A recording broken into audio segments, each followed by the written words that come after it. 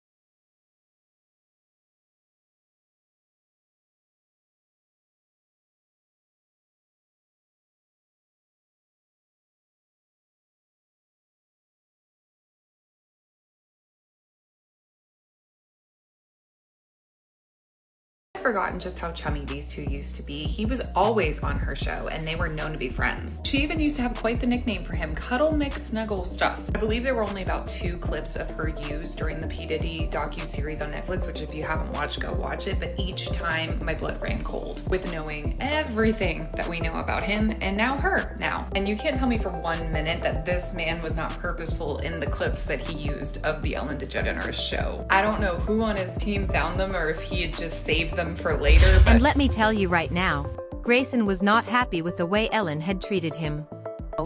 So inspired by one of the children who she had seen on YouTube, whom she had invited onto her show, named Grayson Chance.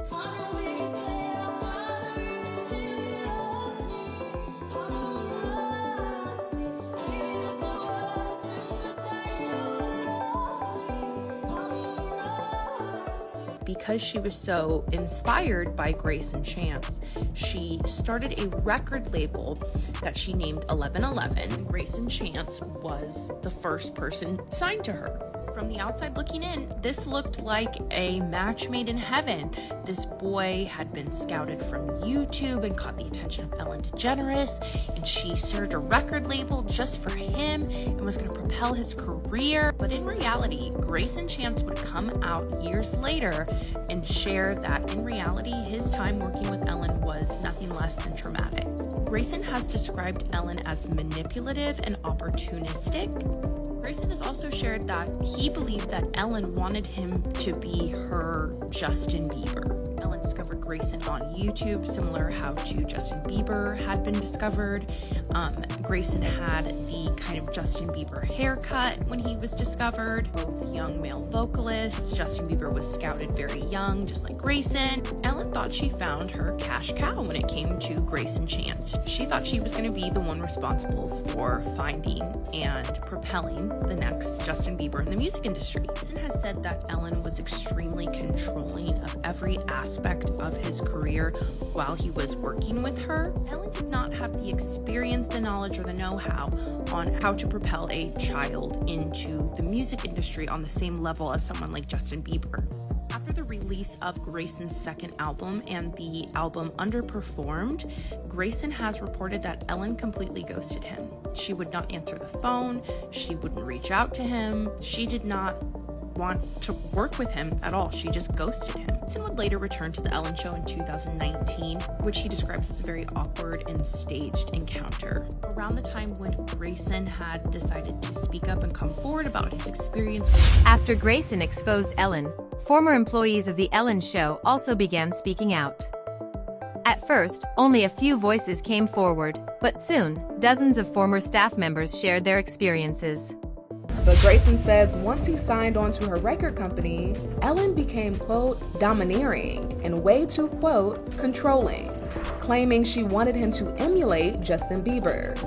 And that behavior came to light when she allegedly gave him a screener of Bieber's Never Say Never documentary.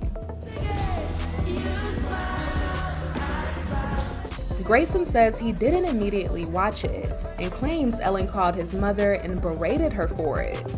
And once his album and ticket sales dropped, he also alleges the comedian completely, quote, removed and abandoned herself from him. But despite their fallout, Grayson continued to appear on Ellen over the years.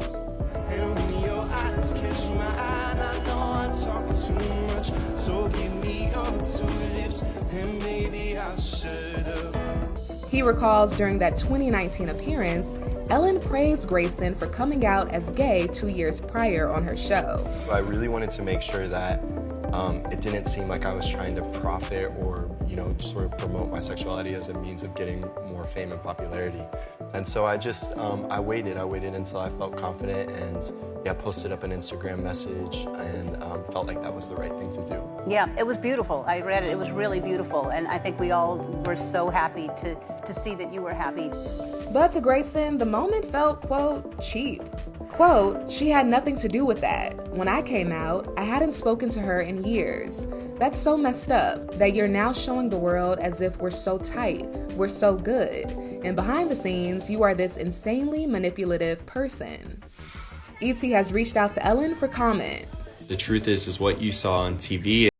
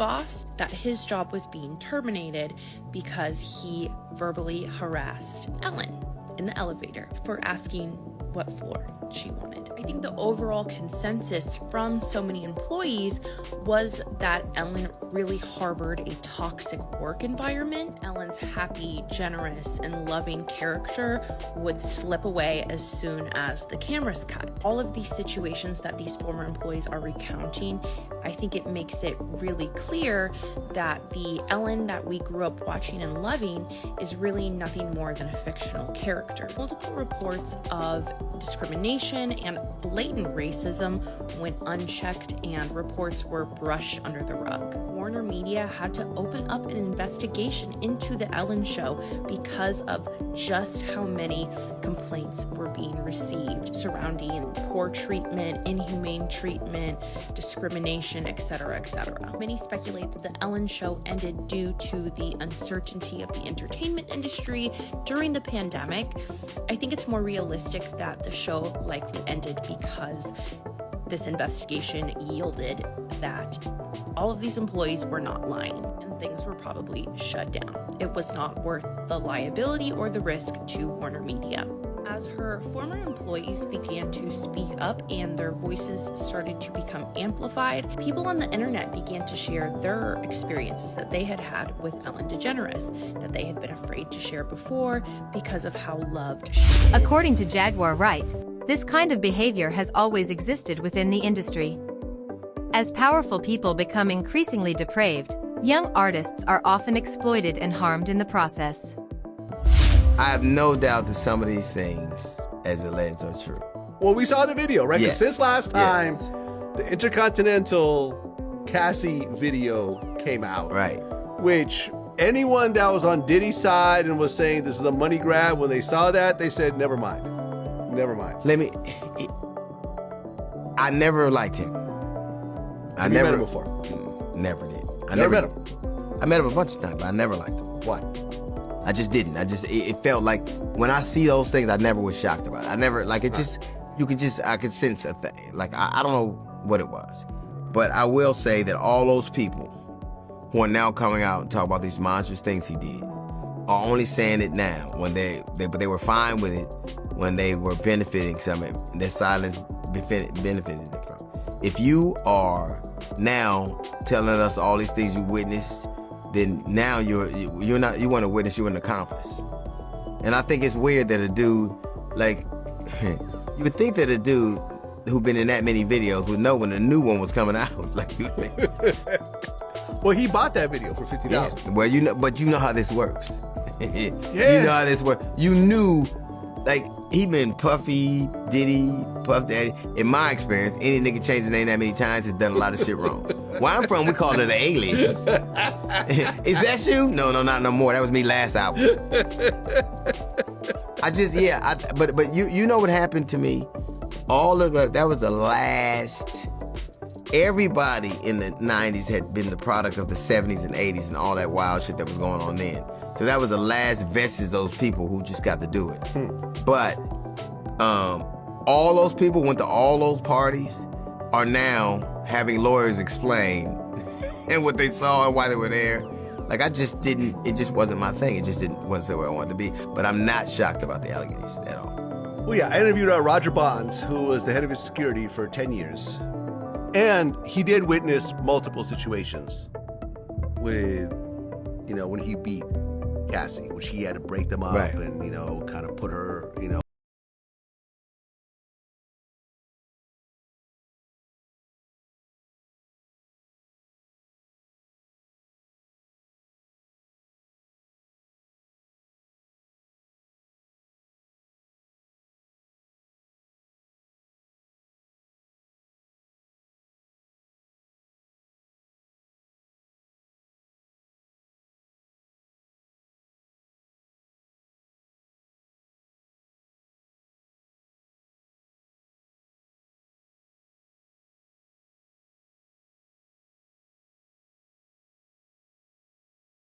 mind could go to. You When want to know one of the reasons why I was able to put myself in position to get the deal that I got? Yeah. Because of my work.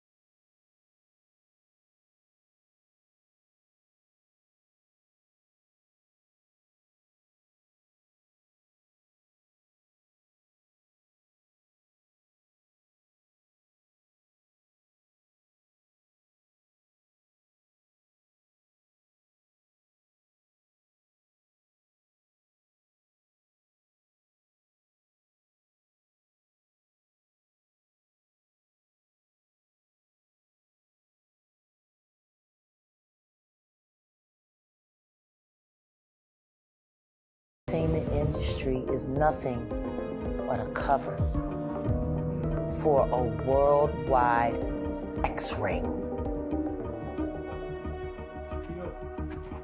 Because we was talking about this the other day, and I asked you, what is the music industry? I said, what is the birthplace of it? And you told me how it started with the Italians and the Jews. And the Jews, yeah. Can you just get, for people who don't know, like, because When I've always entertainment- thought black people started music, just me. Well, the thing is we did. We were the culture. The Jews and the Italians monetized it and started setting prices. That's why Clarence Avant was so important to the black community in entertainment. Because he was the go-between for the talent to the powers that be. He understood what their objective was, and he knew what his people needed, and he created that balance, which is why Clive Davis hated him so much. They ran into Dapper Dan in Harlem, and they asked him what he thought about what was going on with Diddy, and if he knew Diddy. And I love Dapper Dan for this. He said, I grew up with his parents. I knew his parents.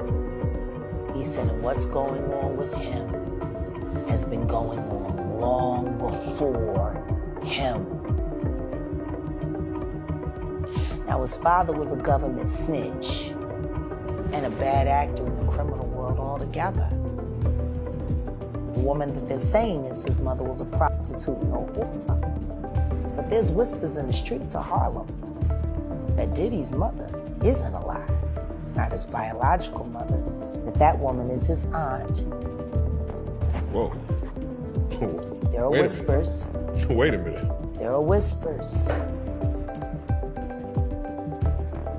Diddy's story is so convoluted, but nobody really likes talking about who he was before he became Puffy.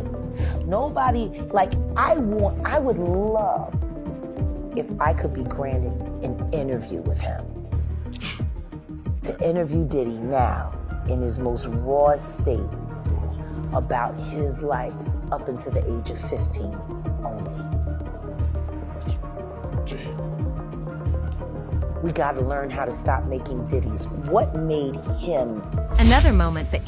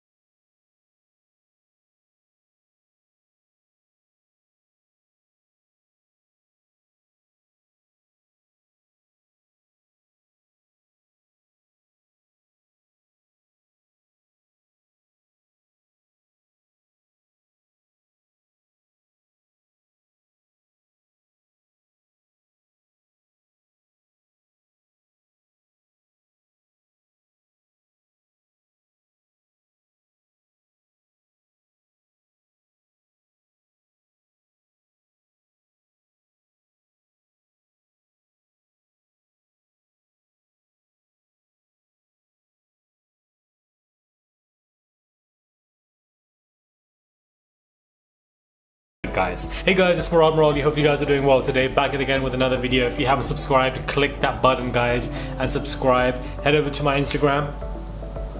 And it's going to be, I said it was a Super Tuesday yesterday because I was producing so many videos.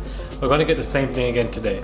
It's going to be a Super Wednesday, guys. There's a lot going on and we got to get into it. But before we do, I do have a new podcast episode out. The links are below. Please go and subscribe to my podcast. I'm trying to push that now because I haven't for a while. So please go and subscribe to that. Head over to my Instagram at Murad_Muradi. Follow there, like pictures, whatever, and let's get into this, guys. Let's get crunk when it comes to this, because we have now more people that are coming forward in numbers. So these stupid celebrities that try to defend Ellen, just shut up, man.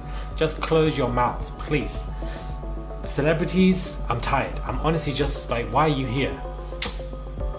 The Ellen Show's former DJ, Tony, has said that he felt a massive amount of toxicity in the working environment during his time on the chat show. His comments come after it was announced last week that the show will be the subject of an internal investigation by former and current staff members. DJ Tony, he was the show's resident DJ between 2003 and 2006, and again from 2007 to 2013, shared a photo of himself on the show on Instagram and revealed that he had been getting calls asking him about his experience on the show, saying that he would like to address the time I spent there. While I'm grateful for the opportunity it afforded me, I did experience and feel the toxicity of the environment, and I stand with my former colleagues in their quest to create a healthier and more inclusive workspace as the show moves forward. A number of current and former staff members claimed to BuzzFeed in July that they experienced racism, intimidation, and a general toxic work culture whilst working on the show. Some alleged that they were fired for taking medical or bereavement leave, whilst one black woman who worked on the show said that she experienced racist comments and microaggressions. Producers have denied all of this, as of course they would have, but for DJ Tony now to come forward as somebody else who was also there, I'm glad that what he said that really resonated with me is that he stands firmly with the people who want fairness and inclusiveness. This is what he stands for, and this is who he stands with. Not these dumbass celebrities who are supporting Ellen, showcasing that they don't obviously stand with the people who are trying to seek justice, trying to seek, this kind of bad, negative, toxic workplace that they don't work in. You are a celebrity. There is no reason for Ellen or her people to be rude to you because you have a high profile status. For some unknown reason, you are better than some people else because of your celebrity status. Therefore, if they treat you... Whenever people discuss Ellen today, one subject that almost always comes up is the passing of Steven Twitch Boss. But this is what happens when you're a wealthy elite that's pretty disconnected from the realities of regular people.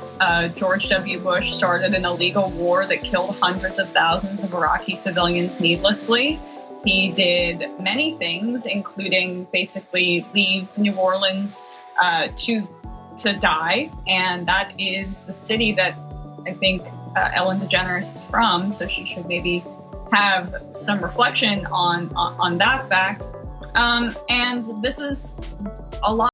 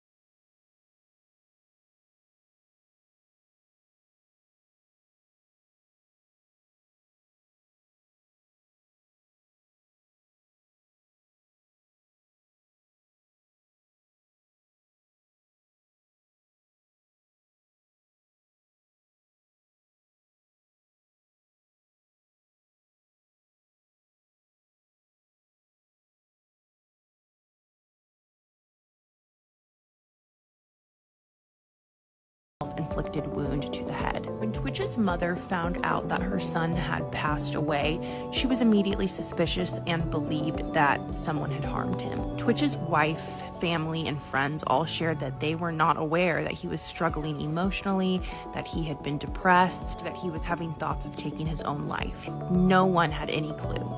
The family was not experiencing any kind of financial hardships. They had children together. They were in a loving marriage, according to his wife. An autopsy and toxicology revealed that he did not have anything in his system, nor was any kind of foul play thought to be in question. I believe the theory that Ellen had something to do with his passing perhaps comes from the toxic work environment that Ellen cultivated that might have weighed on Twitch harder than others, and being in a hostile work environment will cause anyone to question their worth. I do have a theory about Twitch's passing, and it more coincides with potentially emotional distress caused by the 7M dance cult that he and his wife were involved in, but that's kind of a whole other story for a whole other day. A few months after Twitch... The crash immediately caused a massive fire. Firefighters arrived quickly but were unable to reach and right away because of the intense flames and heavy smoke. She was not removed from the vehicle until nearly 11:50 a.m.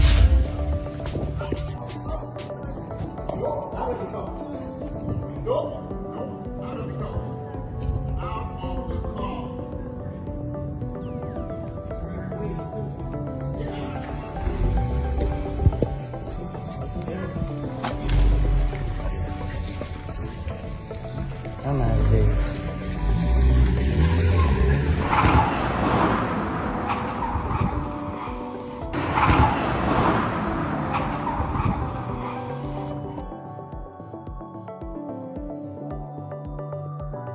While all this was going on, they couldn't get to that car. They actually had to call in heavy rescue. That's what you see right there. They hooked up cables to that car, pulled it out. It's actually in that driveway. And then the driver, well, LA City Fire Department, their paramedics pulled that driver from that vehicle. We have tape of that, and then basically had him on a gurney. We weren't sure what the situation was there on his condition, but then as he made his way over to the ambulance, you see it right there. He jumps up out of that gurney. It was horrific, scary for a moment for everybody watching. And then the fire department, well, they had to sedate him and take him to the hospital. Right now, though, the structure is still standing. No other victims inside that home. But again, this happening out here in Palms this afternoon. Crazy thing. Many viewers were shocked by